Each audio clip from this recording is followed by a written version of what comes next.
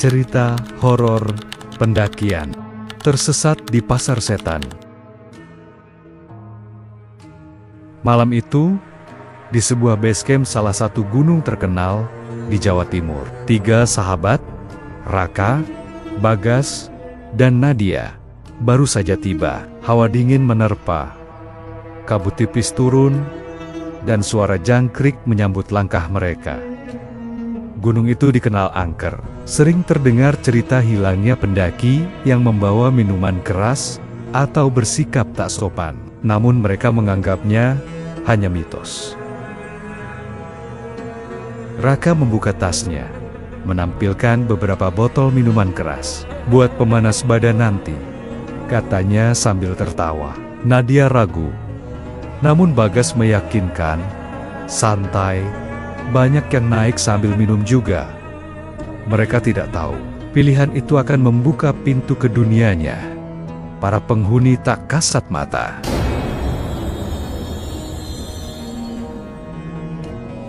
Pendakian dimulai pukul 22. Jalur berbatu naik perlahan, melewati hutan pinus yang pekat. Senter mereka menembus kabut tipis, tetapi terasa seperti selalu ada bayangan yang bergerak di balik pepohonan. Baru 300 meter berjalan, Nadia menghentikan langkah.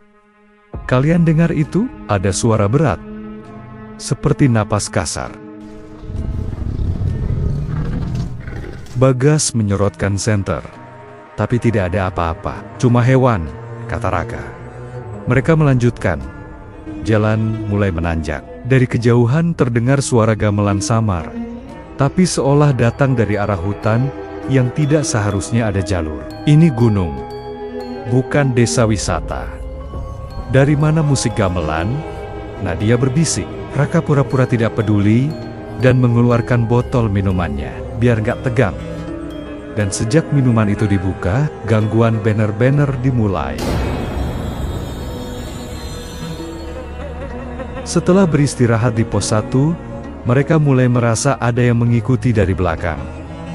Langkah berat, tanah bergetar halus, suara ranting patah, tapi arahnya terlalu besar untuk manusia. Nadia menoleh cepat, samar. Di antara kabut, tampak siluet besar berdiri mematung. Tubuh kekar berbulu, matanya merah menyala. Genderuwo. Jangan lari, Bagas bisik, tubuhnya gemetar. Namun Raka buru-buru berdiri dan menendang botol kosong. Halah, cuma bayangan. Saat itu juga, suara tawa berat menggema di hutan. Genderuwo menghilang dengan sangat cepat, tapi diikuti aroma busuk yang menusuk. Nadia mulai menyesal ikut pendakian itu. Angin bertiup lebih keras. Kabut semakin pekat, mereka semakin sering mendengar suara langkah di belakang mereka, tetapi setiap menoleh, tidak ada apa-apa. Saat mendekati pos 3, suara tangis perempuan terdengar dari arah jurang. Pelan, patah-patah, menjerit lirih. Nadia langsung memegang tangan Bagas. Ada yang nangis, perempuan. Bagas menelan ludah. Ndak mungkin. Jalur ini sepi. Tiba-tiba suara tangis berubah menjadi teriakan melengking. Sosok putih dengan rambut panjang terurai melesat dari pepohonan. Kuntilanak, giginya panjang, matanya hitam bolong. Raka menjatuhkan senternya.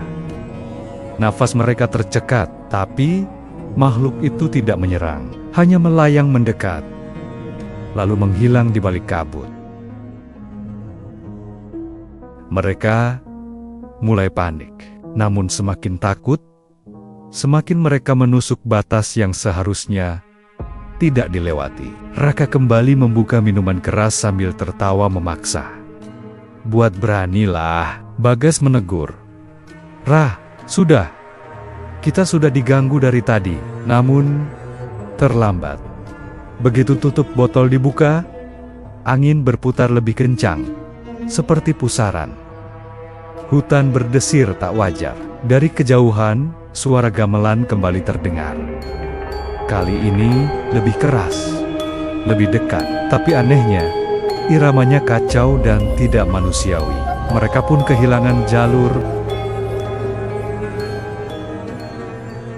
Tanpa sadar, senter mereka hanya menyorot kabut putih tebal.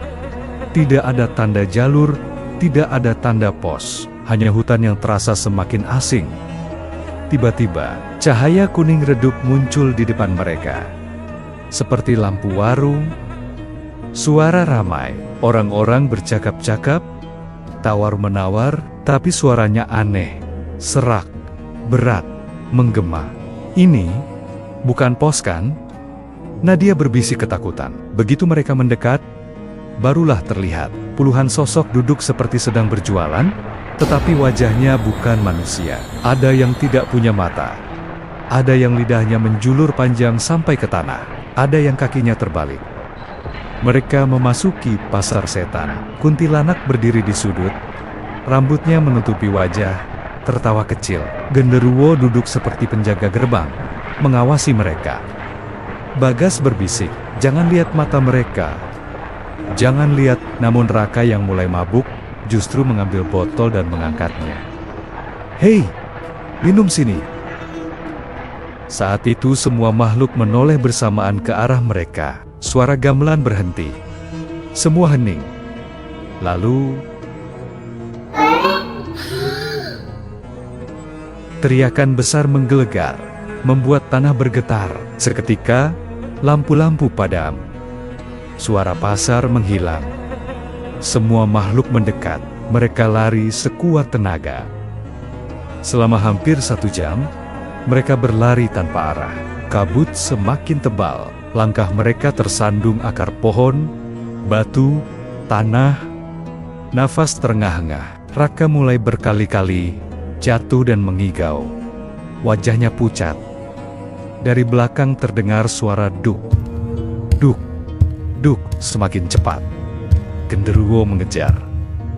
Nadia mulai menangis. "Tolong, kita bakal mati di sini." Bagas memeluknya untuk menenangkan, tapi suara tawa kuntilanak menembus kegelapan.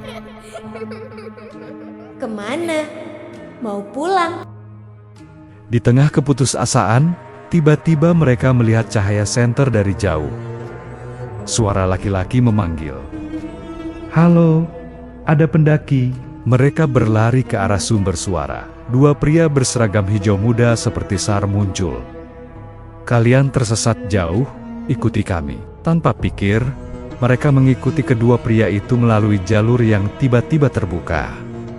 Puncak kabut berpisah. Jalan terlihat jelas, namun Nadia merasakan keanehan. Langkah 2 pria itu tidak menginjak tanah. Tidak ada jejak. Suaranya datar, tidak pernah menoleh.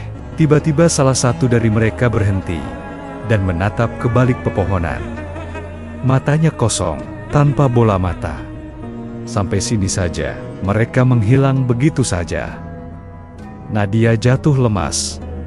Itu bukan manusia. Namun tidak jauh dari sana, terdengar teriakan manusia asli. Teriakan keras. "Sar, ada orang di sini."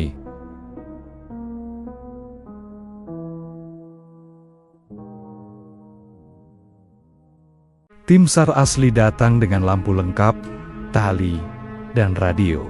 Mereka menemukan ketiganya dalam keadaan hampir pingsan, tidak jauh dari area yang sudah lama dikenal sebagai zona ekstrem tempat banyak pendaki tersesat. Menurut GPS, mereka sudah hampir keluar jalur sejauh 3 km dari trek resmi. Raka menangis histeris, terus berkata, "Mereka mau bawa kami. Mereka mau bawa kami." SAR memberi mereka oksigen, selimut, dan segera mengevakuasi ke pos. Di tengah jalur evakuasi, SAR leader bertanya, "Kalian bawa minuman keras ya?" Bagas mengangguk pelan. SAR leader menghela napas. "Sudah sering, yang bawa minuman keras biasanya digiring masuk ke tempat yang bukan buat manusia." Saat mereka menoleh ke hutan, terlihat samar-samar sosok besar berbulu berdiri di balik pohon. Mata merahnya memantul cahaya lampu senter. Genderuwo itu hanya menatap, lalu perlahan menghilang di tengah kabut. Ketiganya sampai base camp dengan tubuh penuh luka dan mental terpukul. Mereka selamat, namun trauma mendalam menghantui mereka sampai sekarang. Raka berhenti minum sepenuhnya. Nadia berhenti mendaki Gunung Angker. Bagas tetap mendaki, tapi selalu membawa persembahan air putih dan tidak pernah lagi bersikap sombong di alam. Karena mereka tahu, gunung bukan sekadar tempat indah. Gunung punya penjaga, dan mereka tidak suka ketika batasnya dilanggar.